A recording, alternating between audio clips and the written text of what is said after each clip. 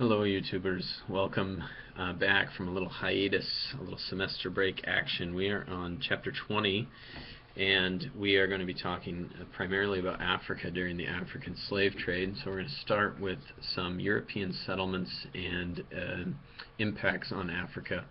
We're going to start with first a couple of factories or trade centers which were set up by the Portuguese, starting with Mina. And we'll also talk about Luanda. Then we will talk about the Royal Africa Company, or the Royal African Company, set up by the British in Africa, and the triangular trade that developed as a result of this. So first off, let's begin with Mina.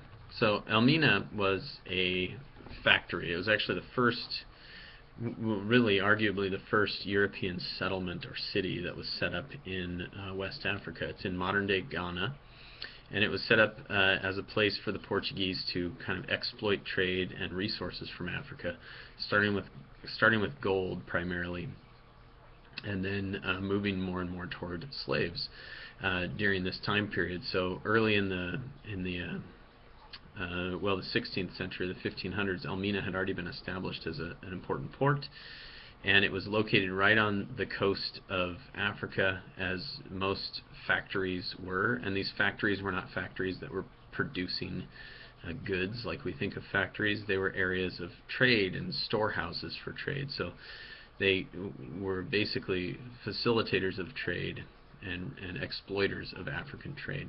So it's kind of how the Europeans exploited Africa early on.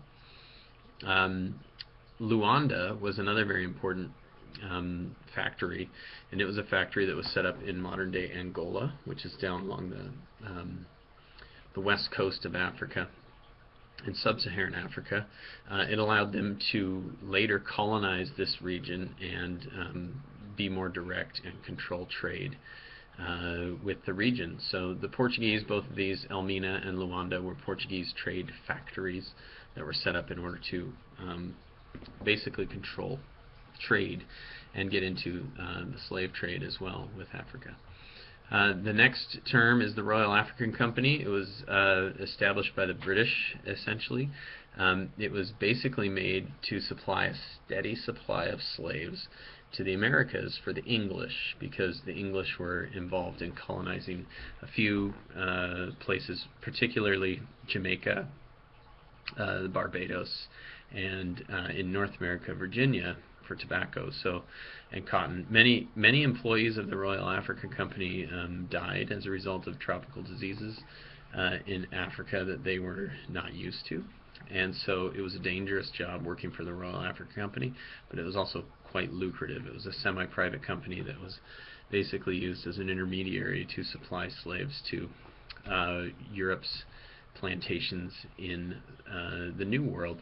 And speaking of this, and all three of these that we've looked at, Mina, Luanda, and the Royal African Company, got into the business of selling humans. And so this started the triangular trade. And so the triangular trade, we've discussed this in class, and it's one of the big important terms from this unit, developed during this time period where I'll try to do this backward. In Africa, humans were being sent over to work on plantations or mines in the New World, and then the products that they were producing, the raw materials, the cotton, the sugar, the tobacco, the silver, the gold, were being sent to the European countries that were colonizing them, and then those Europeans were manufacturing goods to then sell back to Africa and other parts of the world. And thus what happened was this triangular trade system, which was controlled and dominated by the Europeans.